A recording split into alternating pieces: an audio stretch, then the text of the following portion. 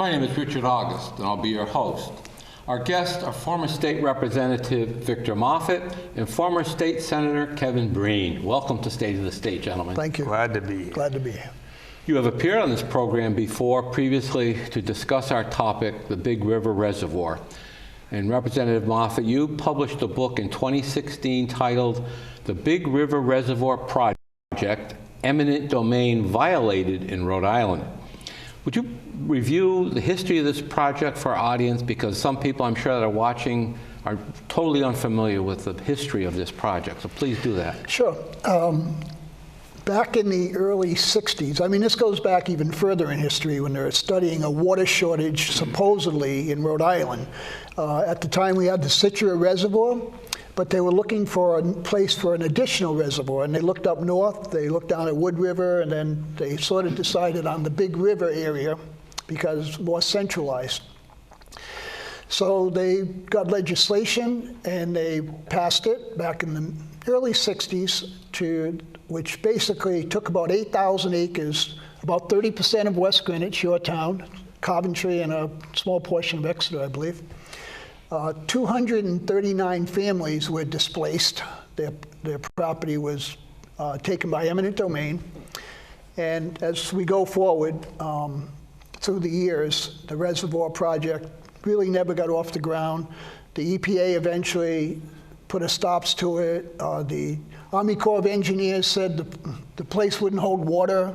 So now, going forward to where we are today, 2023, it's almost been 60 years since this land was taken by the state to build a reservoir that really can never be built now, not only for the cost, but also because of the environmental issues, the wetland issues. The laws have changed over the last 60 years to really, no one would ever agree or to build a reservoir along an interstate highway and take up those wetlands. So there will never be a reservoir here. The land should go back to the original landowners or their next of kin. Now, there's been some talk about putting in some deep wells, which I think is a great idea if we do need the water, but you don't need to have 8,000 acres of land to put in wells. The people could get their land back and they could give an easement to the state and they could put in these deep wells if they wanted them to. So I'm in the process now of writing an upgraded version to my original book. I have some 2 or 3 publishing companies have contacted me. They want to promote my book because they think this is a, kind of a very bad deal for the government to be taking property and not using it for its intended use. In fact, in 1992, the General Assembly put this property into open space, which means land was taken for a reservoir, but now it's an open space, which is, in my opinion, and I've talked to several attorneys, prominent eminent domain attorneys, who do not believe that you can take property under eminent domain and put it into open space. So this is why my name of my book is Eminent Domain Has Been Violated in Rhode Island, because I think the General Assembly overstepped their boundaries by putting this land into open space today. I mean, I hunted there when I was young, and it's wonderful that it can be used for hunting and hiking and all that. But for those 239 families, their property was taken. Many of them, they were underpaid for their property, and we can talk about that, how they had to get attorneys and fight the state and get all these appraisals, and they were kind of harassed in a lot of ways too back in the day. But anyway, now, 60 years later, the land sits in open space. And I hope that when my next version of my book comes out and it gets promoted, probably won't be a New York bestseller, but I think enough publicity will get out there nationally that we'll have some law firms around the country that will be willing to take on this case pro bono, because no one should be able to have their property taken for something that's not going to be used for 60 years and have it be put into open space. That's part of the eminent domain law. It has to be for public use, but it also has to be for some short period of time. The fact that 60 years has gone by and no water has ever come out of this property is an atrocity. The state of Rhode Island should be ashamed. And these 239 families most of the original property owners are passed on now. You know, it's been 60 years. So their next of kin are entitled to get this land back. Okay. That's where I stand. Senator Breene, in the July 18th edition of the Providence Journal this year, Katie Landeck, a reporter, wrote an article headlined, "The Big River," quote, "The Big River Reservoir project forced," she says, 351 people from their homes. Will it ever be filled? Close quote.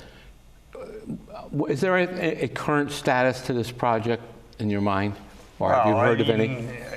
I grew up right in the middle of it on Burnt Sawmill Road. I lived there till I was 14. We only owned it until I was 8. I mean, and then it got condemned. A lot of the land had been in my family for way back into the 1700s. And, you know, one day you own it and the next day you don't. And the shame of it is sat there doing nothing all of these years. And you know, what Victor's trying to accomplish, I wish we could have accomplished back in the early 80s. Mm-hmm. When it got condemned, you know, they came out and they did appraisals, as he said, but everybody that was living there at the time, they were told, well, by the 1971 or 2, we're going to start digging this all up and building a reservoir, and you have to get out. And, you know, so people moved to other places. We were talking earlier, there was 60, 70 or more houses that people paid a house mover to move to another site off of the reservoir land. I've always have felt bad for the older people that could have spent the rest of their life right there, you know, because nothing, it just stayed the way it was. And, you know, now of all the houses that were still left on the reservoir, it's down to 5 or 6 now between Coventry and West Greenwich. But, you know, I was on the town council for 14 years, and then in the Senate, I've been the town administrator for 22 years. And, you know, if nothing else, it's been my constant battle to keep an eye on this and different proposals that have come up. And the town of West Greenwich has fought every proposal tooth and nail. And I was pretty upset this spring when I got summons to testify before a subcommittee at the State House, a House subcommittee, because there's such a push to have housing and affordable housing. And, you know, some of the members of the committee said, well, we don't understand why we can't take some of the Big River land and use it. This past session? This, back in May, mm-hmm. You know. I testified along with the Water Resources Board, and I think we got the point across. I mean, they said, well, can't we nibble at around the edges? I said, if you start nibbling around the edges, you won't stop till you get to the middle. Right. And it can't be done.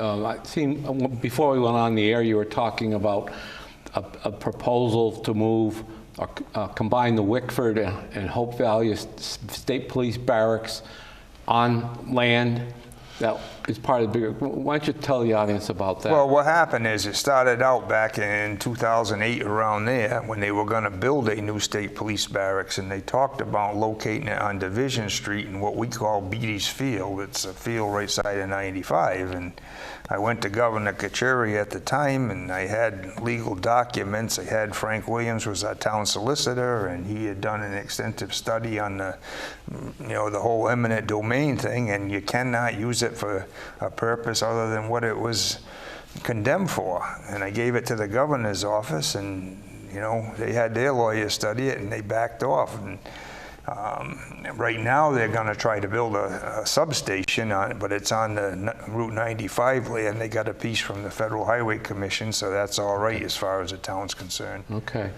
Now, I want to be clear, and I want the audience to be clear, all the landowners affected were compensated for their property as required under the legal concept of eminent domain.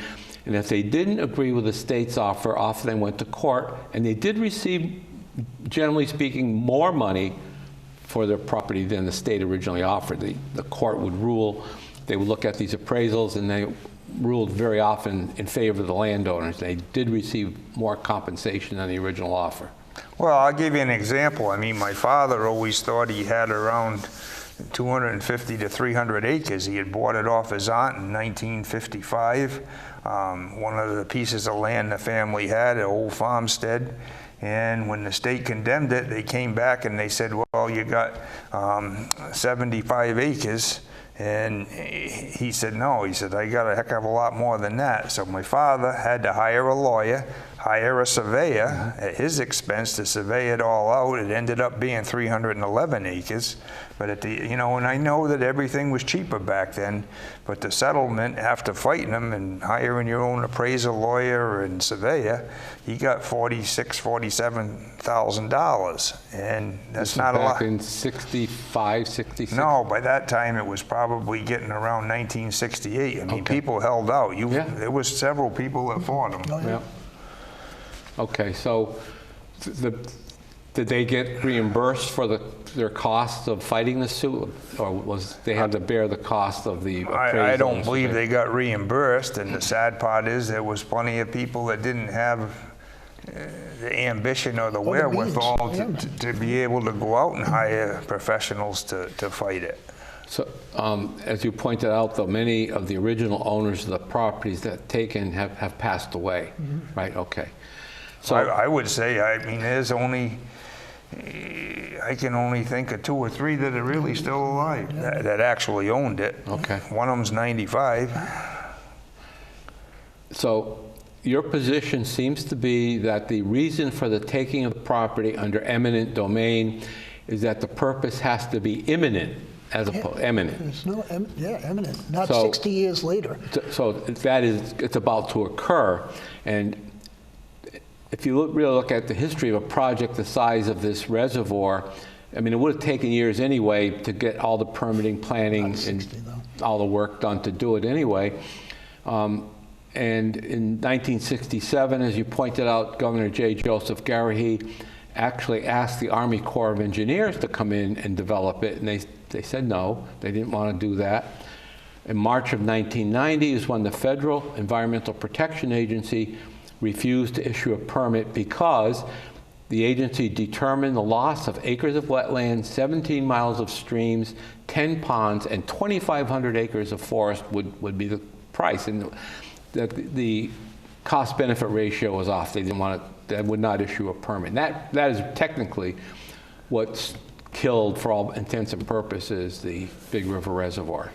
Well, that was certainly a big part of it. How about the other part of it, that it wouldn't even hold water? Those geological surveys were done after they took the property, and they determined that after. Once they determined that it wouldn't hold water, that should have been a pretty good reason not to try to build a reservoir there, right? Wouldn't you think? Situate is clay and this is sand. Yeah, this is sand. It's So did the Army Corps of Engineers determine that? Or did Yes. Oh, they did? yes, it was. But then the EPA, several years later, the EPA came along and said, well, there's so much environmental Then harm. that's because the laws changed for the wetlands by then. That was already almost into the 90s. That was like 25 years after. Yes. So, I mean, it wouldn't have taken 25 years to build the reservoir. There's been plenty of people that have given examples of about how long it would have probably taken, about 5 years or 7 years. Yeah, well, we have in our But own- I mean, look at the it should have Situate been done Reservoir. before It didn't 70s into the 70s. Not so in the 90s was way beyond that. Yeah. They had already had the property for 25 years. So now there's other concerns with the environmental issues and the wetland issues. But the fact that it wouldn't hold land, wouldn't hold water, should be a major issue. And the other factor is being on 95. I think right now there's going to be a lot of purposes for the property, because we see the center of New England being built in Coventry on the opposite side of 95 worth millions. On the west side. Right. And then on the other side is all the Big River property. So of course there's many developers that would love to build anything, all types of stuff there, because it's right on 95 in the center of New England, right? Right. Of course. So there's going to be a lot of controversy going forward. I just think the proper course of action should be this land should go back to the original landowners.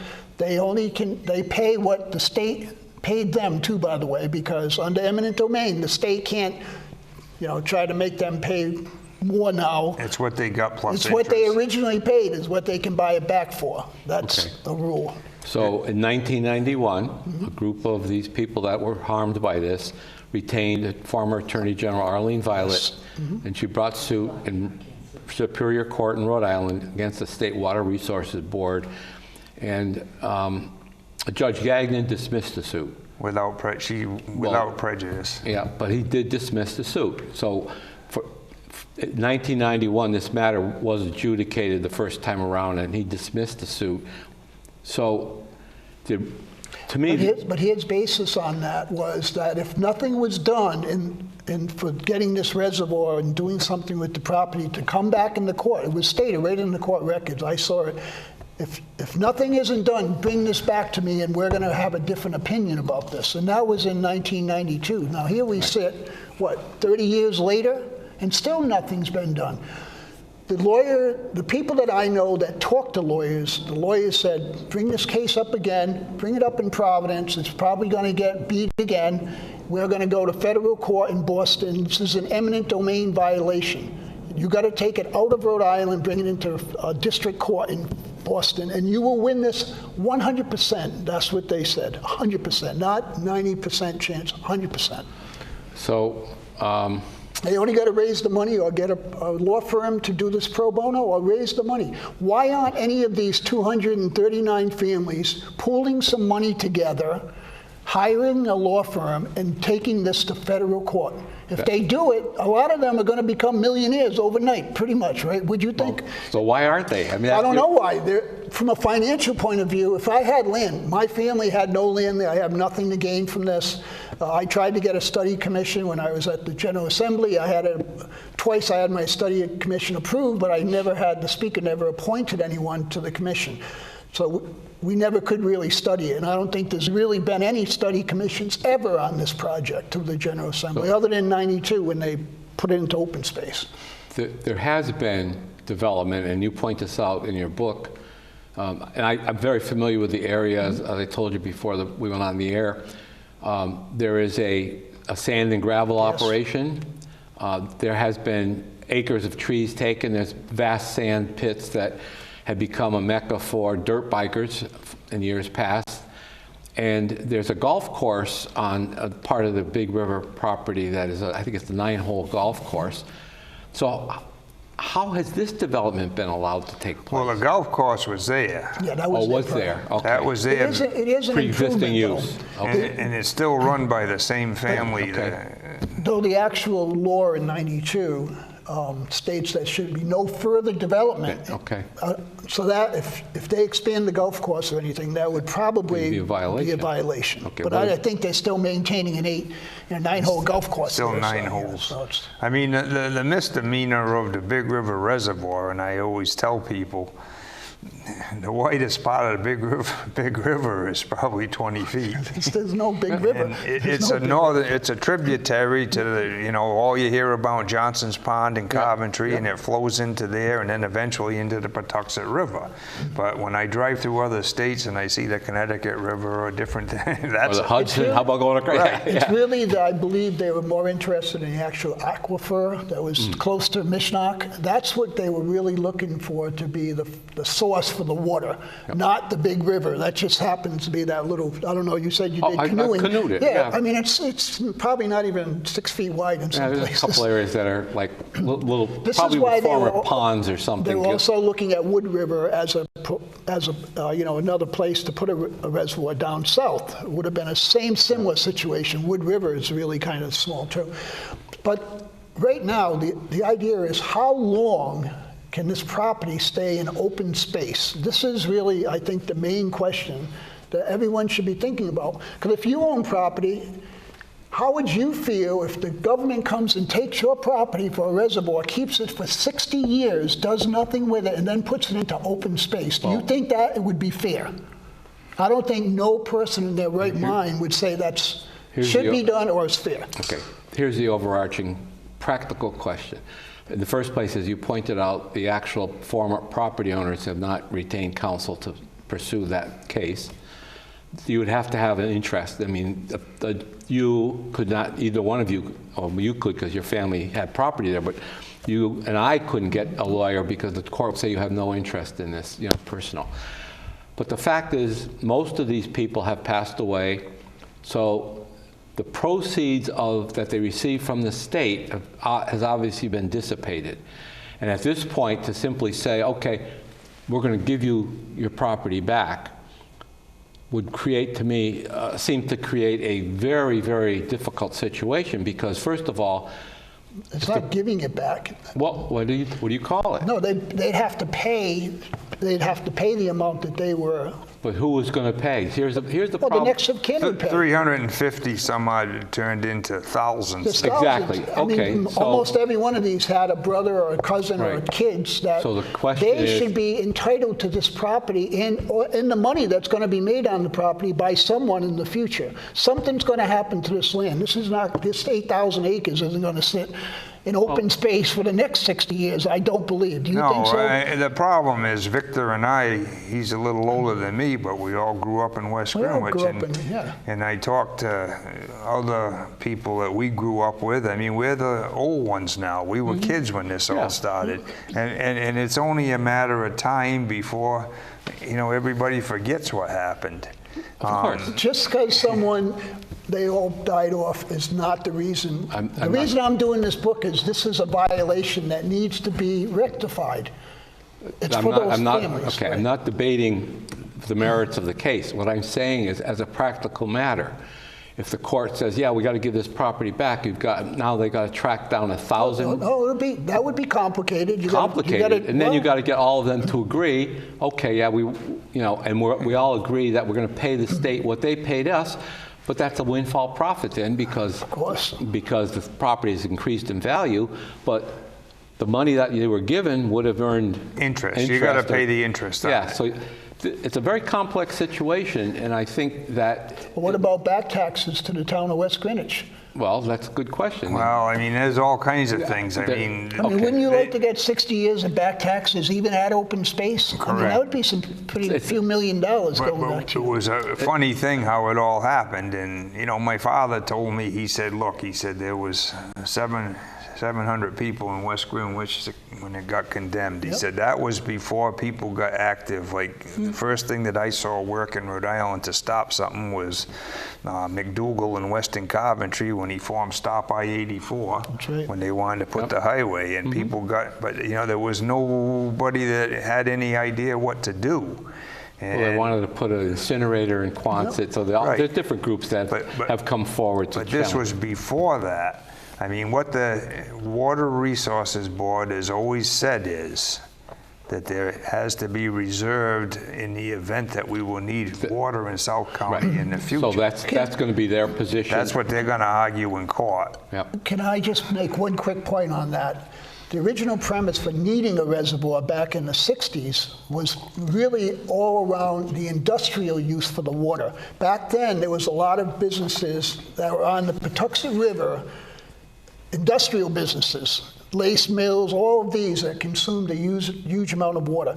They were basing this whole premise of needing a reservoir in Rhode Island, because they had the Citro one, saying, first of all, the population of Rhode Island was going to be like 2 or 3 million people. Right. And that was by 1990 or something like that. Now, 87, I yeah, think but they said 3 million. Now, we're still kind of around 1 million people. The second thing is they said that these industrial companies would need all this extra water, which now, And we almost all of these industrial companies are out of business. We drove them out. We drove them out. taxed them out. So as far as for a drought over the last 50 or 60 years in Rhode Island, there's only been 2 or 3 times that there's been a small basic drought in our state. Comparable to, it doesn't really support the issue of even doing the reservoir. If we would have built this, we probably wouldn't even have had to use it that much over the last, if we ever did. So the hindsight is, the premise that they used to even take this land was kind of far-fetched at the time, based on a lot of speculation that never happened. The businesses left, and the population never grew, and we never had a water shortage, basically.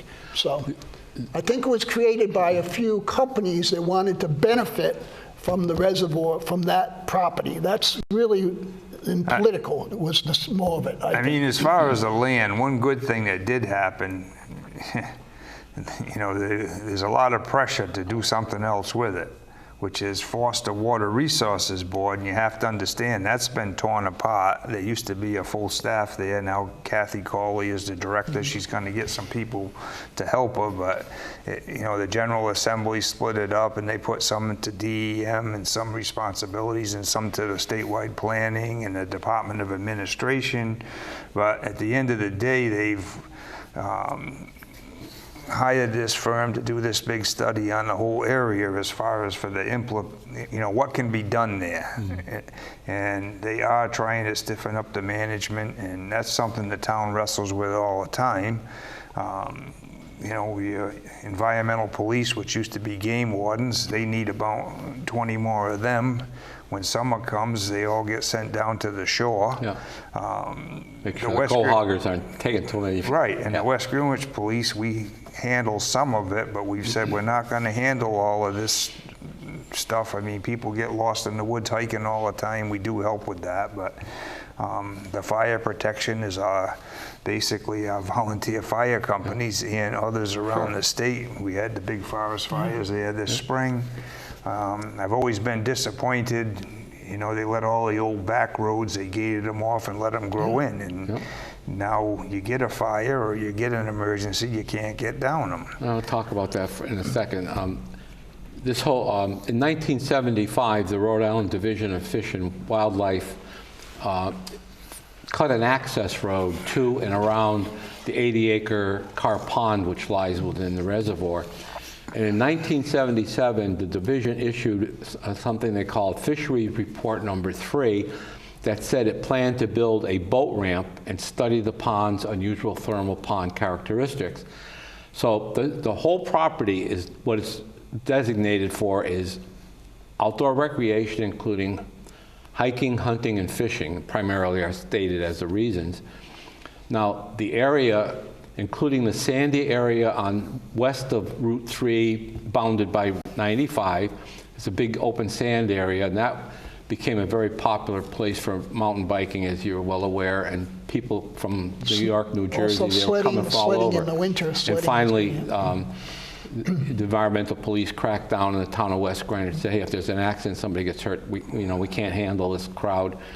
And then on the Carr Pond side, this area became known as a clothing optional swimming site and a teenage drinking place. And after residents along Carr Pond Road complained, and a couple of kids, I believe, drowned at the pond trying to swim out to the island, then they closed all the access roads. They put up no parking tow zone signs all over that road. And I guess the issue is that it's open to open space because actually on Hopkins Hill Road, which lies within the reservoir, DEM actually built a parking area at the trailhead. So people, and this is now a mecca for mountain bikers, not motorized so much, but mountain biking. There's dozens of them in there. And we battle it all the time. I will say Carr's Pond is the one place on the whole thing that they actually take water out of. And Kent County Water Authority has a big tank there. And, you know, the water gets shipped. I mean, it was underground pipes from the 1800s from Carr's Pond to the valley. It's still there. It's still there, right across center in New England. But that's what this study that they're doing now, and the town is an active participant because you know, you look on the people that do hiking, they got all trails listed in there that they don't even have permission to be on. They're trying to take a little more control over the area and designate what uses can be used and what can't. But that, we're still talking about divvying up different sections, Carr's Pond, the hiking trails, this and that. The whole concept is 8,000 acres were taken. So trying to come up with some type of a use now for this different thing is not proper. That has nothing to do with what we're talking about with the eminent domain reservoir issue. Let's stick to that. This is not trying to come up with something. The first thing you have to do, we have to wrap up, but let me just suggest the first thing that you have to do is find some family descendants that have been harmed by this. They'll be coming forward soon. Okay. And we want to thank you for this lively discussion, gentlemen. Thank you for coming back, and I hope our audience found this very interesting and that you'll stay tuned for future editions of State of the State.